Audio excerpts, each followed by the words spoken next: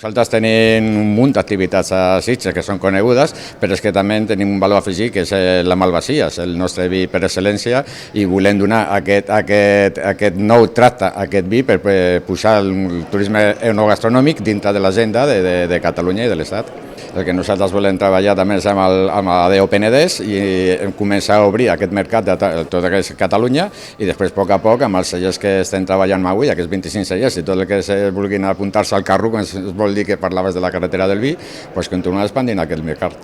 I sobretot els restauradors, que són els nostres ambaixadors, els que han d'agafar aquest or líquid que tenim nosaltres a la vila i començar a expandir-lo mitjançant les seves cartes als restaurants i fer d'ambaixador, com he dit, perquè jo crec que és un producte de primera qualitat. També he d'anomenar també els comerç de Sitges, gràcies també a la promoció del regidor escolar, estan també fent de prescriptors d'aquesta malvasia. Els mateixos comerços estan donant als seus clients a tastar la malvasia de Sitges i estan fent de prescriptors del nostre vi.